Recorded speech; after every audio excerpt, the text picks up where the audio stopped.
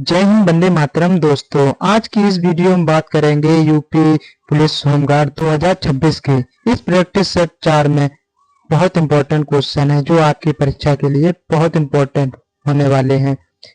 इस practice set को पूरा देखिए और ये प्रैक्टिस है चैप्टर वाइज। इसमें क्वेश्चन होंगे बहुत अच्छे और ये क्वेश्चन बहुत इंपॉर्टेंट होंगे। चलते हैं वीडियो बड़ी ना करते हुए अपने प्रश्न पर। प्रश्न नंबर 1 क्या कह रहा है? विश्व का पहला गणतंत्र वैशाली में किसके द्वारा स्थापित किया गया है? किसके द्वारा स्थापित किया गया है? ये किया गया लिच्छवी के द्वारा किया गया था। इसका करेक्ट आंसर डी हो जाएगा। नेक्स्ट क्वेश्चन पर चलते हैं। Question number 2। क्वेश्चन नंबर 2 क्या कह रहा है? हर्यक वंश के किसे कुणिक कहा जाता था? कहा जाता था किसको? अजात शत्रु को कहा जाता था। किसको? अजात शत्रु को। इसका करेक्ट आंसर सी हो जाएगा। नेक्स्ट क्वेश्चन पर चलते हैं। Question number 3। क्वेश्चन नंबर 3 क्या कह रहा है? किस शहर ने गंगा एवं सोन नदियों के संगम पर पाटलिपुत्र नामक नगर की स्थापना की थी? पाटलिपुत्र नामक की जो स्थापना की थी वो की थी उदयन ने। किसने की थी? उदयन ने। इसका करेक्ट आंसर बी हो जाएगा। नेक्स्ट क्वेश्चन पे चलते हैं। Question number 4। क्वेश्चन नंबर 4 क्या कह रहा है? शिशुनाग वंश का वह कौन सा शासक था जिसके समय में वैशाली के द्वितीय बौद्ध संगीति का आयोजन किया गया? उसे काकवड़ के नाम से भी जाना जाता है। उसे काकवड़ के नाम से जाना जाता है। वह कौन सा है? उसका करेक्ट आंसर हो जाएगा बी नंबर, कालाशोक। क्या है? कालाशोक। इसका करेक्ट आंसर बी हो जाएगा। नेक्स्ट क्वेश्चन पे चलते हैं। Question number 5। क्वेश्चन नंबर 5 क्या कह रहा है? 323 ईसा पूर्व में सिकंदर महान की मृत्यु हुई थी। सिकंदर महान की मृत्यु जो हुई थी वो कहाँ पर? बेबीलोन में 323 ईस्वी में हुई थी। नेक्स्ट क्वेश्चन पे चलते हैं। Question number 6। क्वेश्चन नंबर 6 क्या कह रहा है? सिकंदर महान एवं पौरुष की सेनाओं ने निम्नलिखित में से किस नदी के आमने सामने वाले तटों पर पड़ाव डाला हुआ था? वो किस तटों पर पड़ाव डाला हुआ था? उन्होंने डाला हुआ था झेलम नदी पर। किस पर? झेलम नदी पर। इसका करेक्ट आंसर बी हो जाएगा। नेक्स्ट क्वेश्चन पे चलते हैं। Question number 7। क्वेश्चन नंबर 7 क्या कह रहा है? मृदभांड भारत में द्वितीय नागरीकरण एवं शहरीकरण के प्रारंभ का प्रतीक माना गया है। प्रारंभ का प्रतीक माना गया है। वो माना गया उत्तरी पाली कृत बर्तन को माना गया। इसका करेक्ट आंसर सी हो जाएगा। नेक्स्ट क्वेश्चन पे चलते हैं। Question number 8। क्वेश्चन नंबर 8 क्या कह रहा है? पाली ग्रंथों में गांव के मुखिया को क्या कहा गया है? पाली ग्रंथों में जो गांव के मुखिया हैं उसको कहा गया भोजक। क्या कहा गया? भोजक। इसका करेक्ट आंसर बी हो जाएगा। नेक्स्ट क्वेश्चन पे चलते हैं। Question number 9।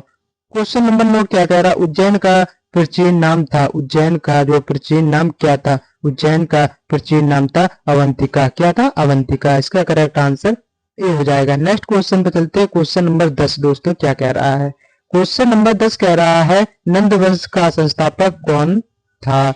नंद वंश का जो संस्थापक था महापद्म नंद थे। कौन? महापद्म नंद थे। इसका करेक्ट आंसर ए हो जाएगा। नेक्स्ट क्वेश्चन पे चलते हैं। Question number 11।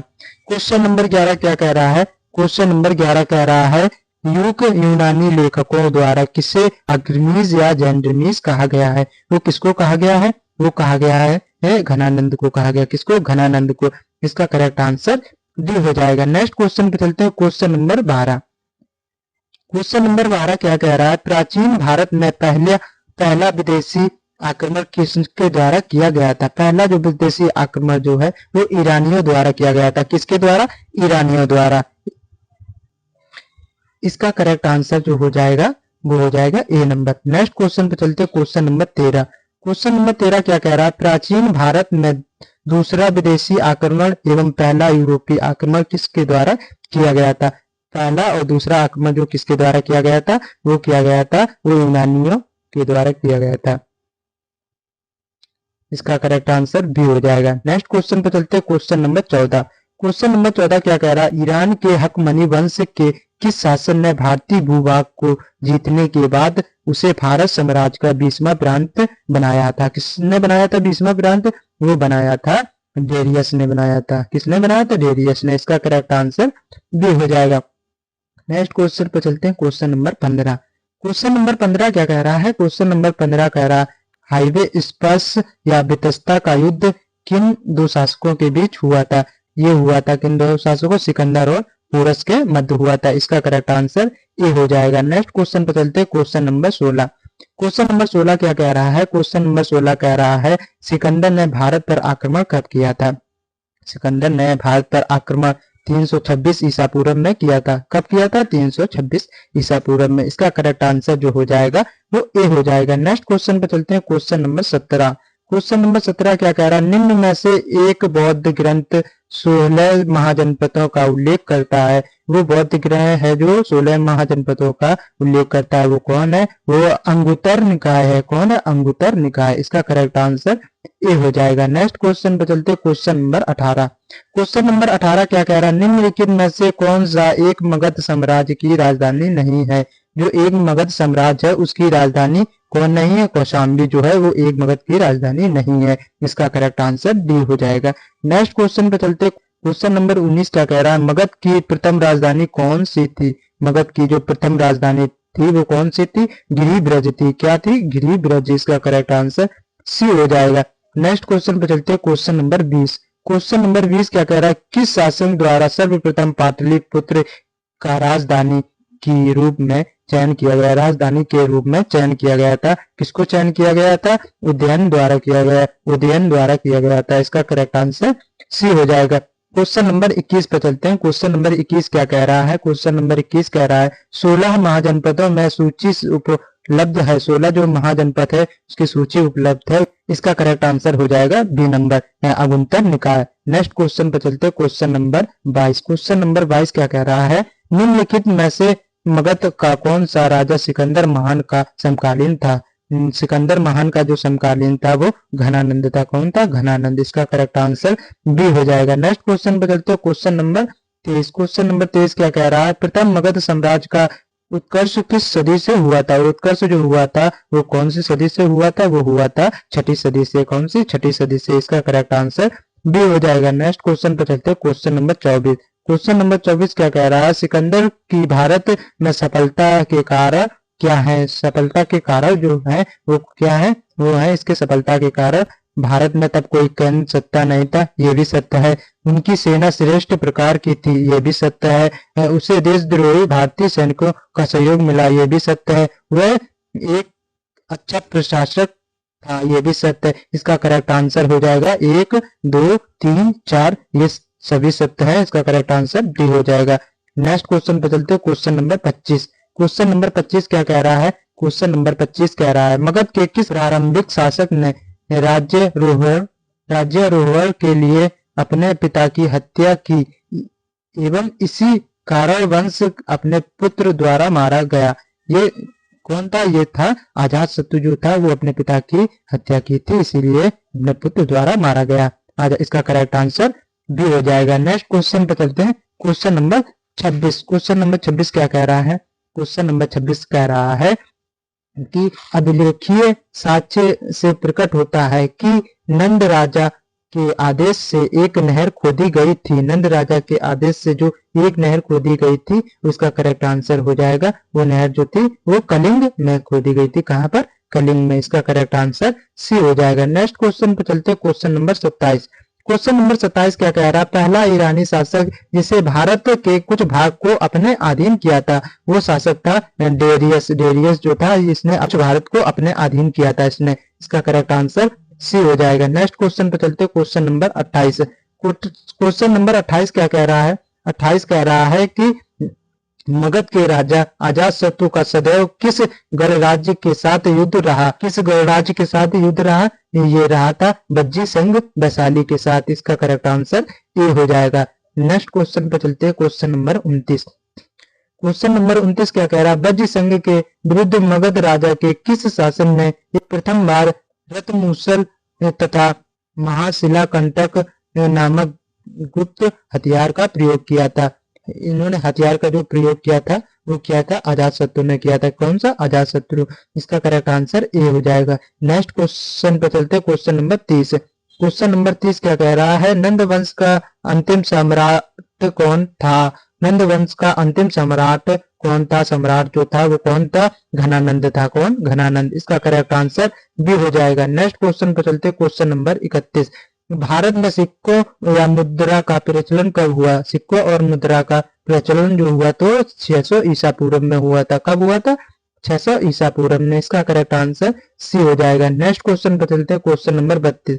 क्वेश्चन नंबर 32 कह रहा है निम्न राजाओं पर विचार कीजिए, निम्न राजाओं पर विचार कीजिए। इसका करेक्ट आंसर हो जाएगा अजातशत्रु और बिम्बिसार और तीसरा है प्रसेनजित। इनमें से समकालीन कौन है? इसका करेक्ट आंसर हो जाएगा सी नंबर 1 और 3। 1 और 3, 1 और 3 इसका करेक्ट आंसर हो जाएगा। नेक्स्ट क्वेश्चन पे चलते हैं दोस्तों, क्वेश्चन नंबर 33। क्वेश्चन नंबर 33 क्या कह रहा है? क्वेश्चन नंबर 33 कह रहा है छठी सदी ईसा पूर्व के दौरान बड़े राज्यों के उदय का मुख्य कारण क्या है? उदय का जो मुख्य कारण है वो क्या है? उत्तर प्रदेश और बिहार में व्यापक पैमाने पर लोहे का उपयोग किया जाता है, लोहे का उपयोग किया जाता है। इसका करेक्ट आंसर ए हो जाएगा। क्या हो जाएगा? ए हो जाएगा। इसका करेक्ट आंसर ए हो जाएगा। नेक्स्ट क्वेश्चन पे चलते हैं, क्वेश्चन नंबर 34। क्वेश्चन नंबर 34 क्या कह रहा है? मगध साम्राज्य बिंबिसार ने अपने राज वैद्य जीवक को किस राज्य के राजा की चिकित्सा के लिए भेजा था? किस राज्य की चिकित्सा के लिए भेजा था? इन्होंने भेजा था अवंती के लिए। कहाँ के लिए? अवंती के लिए। इसका करेक्ट आंसर सी हो जाएगा। नेक्स्ट क्वेश्चन पे चलते हैं, क्वेश्चन नंबर 35। क्वेश्चन नंबर 35 कह रहा है किस शासन ने अवंती को जीतकर मगध का हिस्सा बना लिया था? अवंती को जीतकर इन्होंने मगध का हिस्सा बना लिया था शिशुनाग ने। शिशुनाग ने अवंती को जीतकर मगध का हिस्सा बना लिया था। इसका करेक्ट आंसर सी हो जाएगा। नेक्स्ट क्वेश्चन पे चलते, क्वेश्चन नंबर 36। क्वेश्चन नंबर 36 क्या कह रहा है? किस मगध सम्राट ने अंग का विलय अपने राज्य में कर लिया था? अंग का जो विलय कर लिया था वो बिंबिसार ने कर लिया था। किसने कर लिया था? बिंबिसार ने। इसका करेक्ट आंसर ए हो जाएगा। नेक्स्ट क्वेश्चन पे चलते, क्वेश्चन नंबर 37। क्वेश्चन नंबर 37 क्या कह रहा है? शिशुनाग ने किस राज्य का विलय मगध साम्राज्य में नहीं किया था? शिशुनाग ने जो विलय नहीं किया था वो काशी का नहीं किया था। किसका नहीं किया था? काशी का नहीं किया था। इसका करेक्ट आंसर डी हो जाएगा। नेक्स्ट क्वेश्चन पे चलते, क्वेश्चन नंबर 38। क्वेश्चन नंबर 38 क्या कह रहा है? काशी और लिच्छवी का विलय मगध साम्राज्य में किसने किया था? काशी और लिच्छवी का जो किया था वो किया था अजातशत्रु ने किया था। किसने? अजातशत्रु ने। इसका करेक्ट आंसर बी हो जाएगा। नेक्स्ट क्वेश्चन पे चलते हैं, क्वेश्चन नंबर 39। क्वेश्चन नंबर 39 क्या कह रहा है? क्वेश्चन नंबर 39 कह रहा है मगध साम्राज्य के बारे में कौन सा सही नहीं है? मगध साम्राज्य के बारे में इसका करेक्ट आंसर हो जाएगा डी नंबर, इनमें से कोई नहीं सही है। ये आप लोग तीनों पढ़ लेना, ये पढ़ के इसमें कोई भी सही नहीं। इसका करेक्ट आंसर डी हो जाएगा। नेक्स्ट क्वेश्चन पे चलते हैं, क्वेश्चन नंबर 40। क्वेश्चन नंबर 40 क्या कह रहा है? 40 कह रहा है सिकंदर के आक्रमण के समय उत्तर भारत का निम्नलिखित राजवंश में था किस एक का शासन था? किसका शासन था? उसका शासन था नंद का शासन था। किसका? नंद का शासन था। इसका करेक्ट आंसर ए हो जाएगा। नेक्स्ट क्वेश्चन पे चलते, क्वेश्चन नंबर 41। क्वेश्चन नंबर 41 क्या कह रहा है? क्वेश्चन नंबर 41 कह रहा है निम्नलिखित में से कौन सा एक ईसा पूर्व छठी शती में प्रारंभ में भारत का सर्वाधिक शक्तिशाली नगर राज्य था? शक्तिशाली नगर राज्य वो था, कौन सा था? मगध था। कौन? मगध। इसका करेक्ट आंसर डी हो जाएगा। नेक्स्ट क्वेश्चन पे चलते, क्वेश्चन नंबर 42। निम्नलिखित में से कौन कौन से भारत पर ईरानी आक्रमण के प्रभाव के रूप में माना जाता है? ईरानी आक्रमण के कारण प्रभाव में माना जाता, ये पांचों माने जाते हैं। कौन? पांचों माने जाते हैं। इसका करेक्ट आंसर हो जाएगा 1 2 3 4 5। इसका करेक्ट आंसर डी सही हो जाएगा। नेक्स्ट क्वेश्चन पे चलते हैं दोस्तों, क्वेश्चन नंबर 43। क्वेश्चन नंबर 43 क्या कह रहा है? क्वेश्चन नंबर 43 कह रहा है निम्नलिखित में से कौन सा एक सिकंदर ने आक्रमण का प्रभाव नहीं था? सिकंदर में आक्रमण का प्रभाव नहीं था। इसका करेक्ट आंसर क्या हो जाएगा? उसने भारत को यूनानी की विरासत बनाया था, इसलिए इसका करेक्ट आंसर डी हो जाएगा। उन्होंने 43 का डी हो जाएगा। नेक्स्ट क्वेश्चन पे चलते, क्वेश्चन नंबर 44। क्वेश्चन नंबर 44 क्या कह रहा है? क्वेश्चन नंबर 44 कह रहा है निम्नलिखित में से किस राज्य में गणतंत्रात्मक शासन व्यवस्था नहीं थी? शासन व्यवस्था नहीं थी, वो कौन सी थी? मगध में। इसका करेक्ट आंसर डी हो जाएगा। नेक्स्ट क्वेश्चन पे चलते, क्वेश्चन नंबर 45। क्वेश्चन नंबर 45 क्या कह रहा है? निम्नलिखित में से किसे सेनिया कहा जाता था? किसे सेनिया कहा जाता था? बिंबिसार को सेनिया कहा जाता था। इसका करेक्ट आंसर ए हो जाएगा। नेक्स्ट क्वेश्चन पे चलते, क्वेश्चन नंबर 46। क्वेश्चन नंबर 46 क्या कह रहा है? क्वेश्चन नंबर 46 कह रहा है निम्नलिखित में से किसे उग्रसेन कहा जाता था? उग्रसेन जो कहा जाता था वो किसे कहा जाता था? महापद्मनंद को कहा जाता है, महापद्मनंद को कहा जाता है। इसका करेक्ट आंसर ए हो जाएगा। नेक्स्ट क्वेश्चन पर चलते हैं, क्वेश्चन नंबर 47। क्वेश्चन नंबर 47 क्या कह रहा है? क्वेश्चन नंबर 47 जो कह रहा है पेरियस ने 516 बीसी में सिंधु के तटवर्ती भूभाग को जीतकर उसे ईरानी का 20वां पृथ्वी प्रांत बनाया था, जिससे उनका राजस्व प्राप्त होता था। उनका करेक्ट आंसर हो जाएगा 360 टैलेंट, इसका करेक्ट आंसर हो जाएगा। नेक्स्ट क्वेश्चन पर चलते हैं, क्वेश्चन नंबर 48। क्वेश्चन नंबर 48 क्या कह रहा है? क्वेश्चन नंबर 48 कह रहा है कि निम्नलिखित में से कौन सा सिकंदर के साथ भारत आने वाला इतिहासकार नहीं था?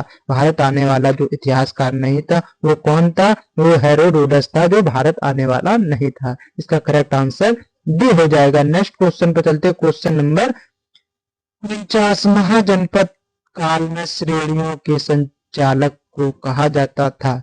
संचालक को क्या कहा जाता है? श्रेष्ठन। क्या कहा जाता था? श्रेष्ठिन कहा जाता था। इसका करेक्ट आंसर ए हो जाएगा। नेक्स्ट क्वेश्चन पर चलते हैं, क्वेश्चन नंबर 50। गृहपति का अर्थ क्या है? गृहपति का अर्थ क्या है? मतलब इसमें ऑप्शन है ए नंबर धनी किसान, बी नंबर जो है धनी व्यापारी, और सी नंबर जो है धनी व्यक्ति, इनमें से कोई नहीं। इसका करेक्ट आंसर आप लोग कमेंट में बताइए। दोस्तों आज की वीडियो यहीं पर समाप्त करते हैं। अगली वीडियो के लिए एक लाइक और एक शेयर जरूर कर दीजिए। ये बड़ी मेहनत से वीडियो बनाते हैं, आप लोग इसको सपोर्ट जरूर करिए। आज की वीडियो यहीं पर समाप्त करते हैं। जय हिंद, वंदे मातरम।